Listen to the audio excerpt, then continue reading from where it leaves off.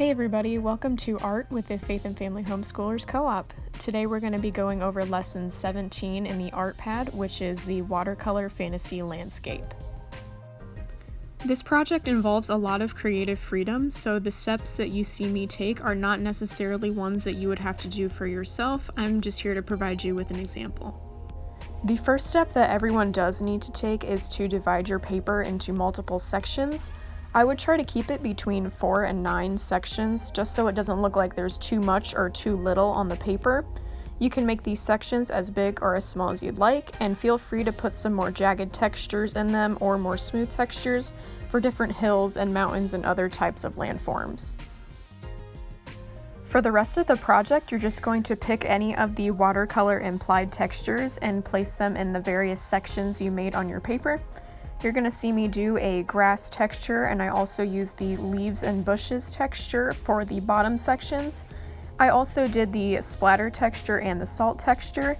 At the end, I'm also going to show you how to do a cool little gradient for the sky if you'd like to do that. That is not something that you have to do, but if it's something you'd like, I will have a tutorial for that in here as well.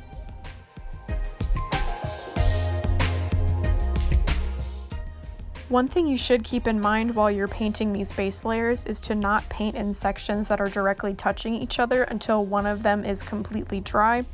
You'll see me do this after I'm finished with the green. I'm going to jump up to 2 above it, and I'm going to paint my pink there.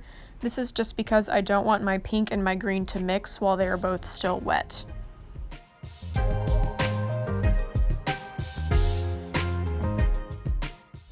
As I said before, there's not really a whole lot of set instructions for this lesson, so a lot of this video is just going to be me painting different examples for you guys. I will have that tutorial for a gradient in the sky towards the end of the video, and there's also a couple little finishing steps that will follow towards the end, but most of this video will just be me painting the example.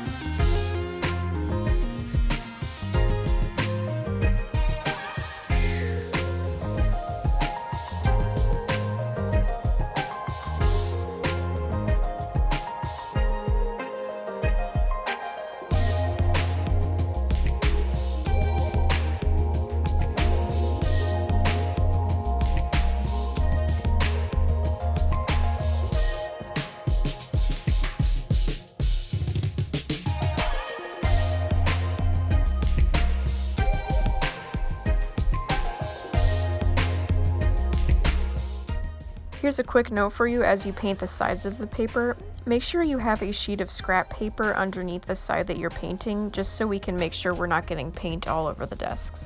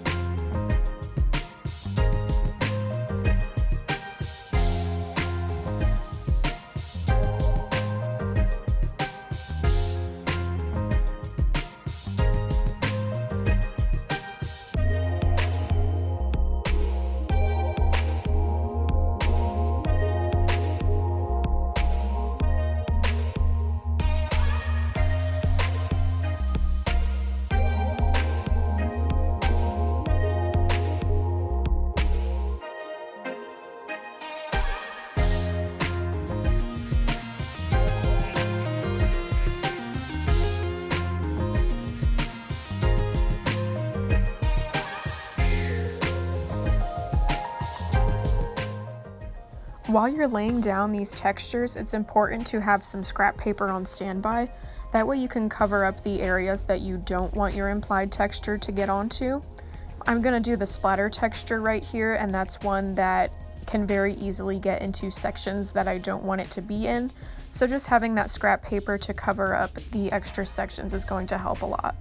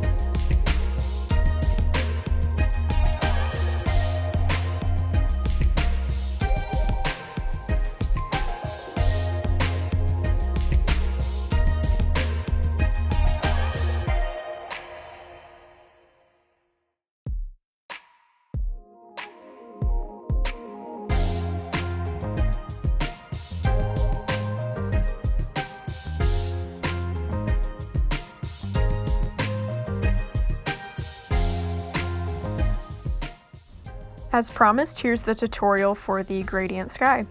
So what you're going to do first is take any color of your choosing and paint all along that edge that is already colored, so it's a nice even layer across it.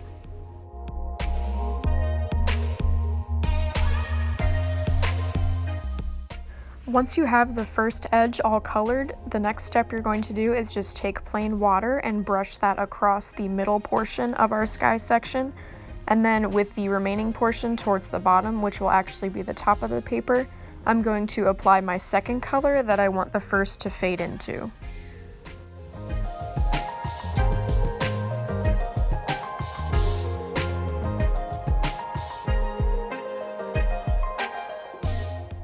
As I add my second color, I'm going to make the bottom the darkest, and I'm going to have more paint in that area. And as I move towards the first color that I painted, I want to have less paint on my brush so that it'll blend much cleaner.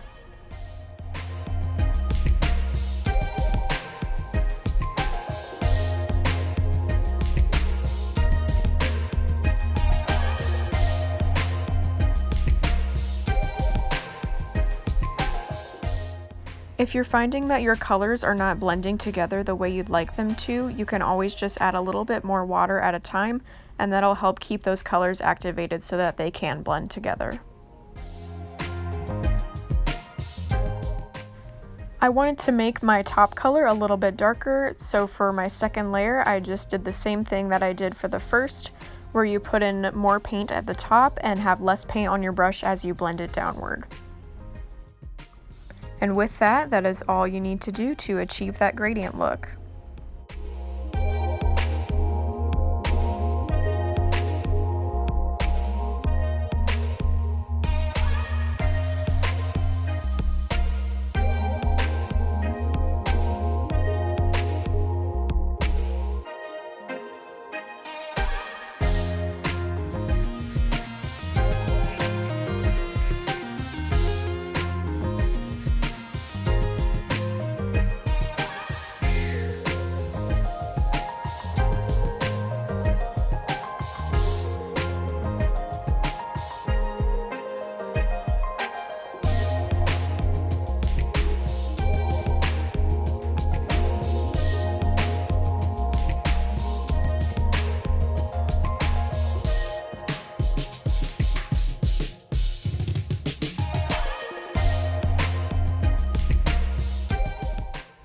The last thing to do is just to go back in with a black marker and add any details you'd like to the sky.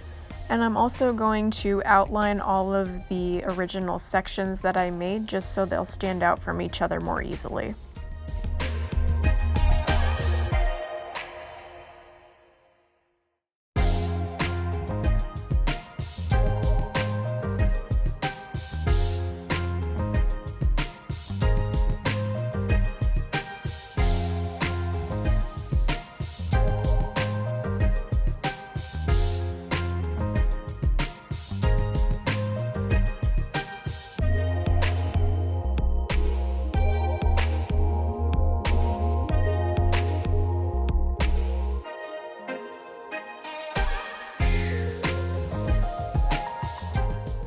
Once we're finished outlining, that's all we need to do, and we're done with this project. I look forward to teaching you guys the next one. Thanks!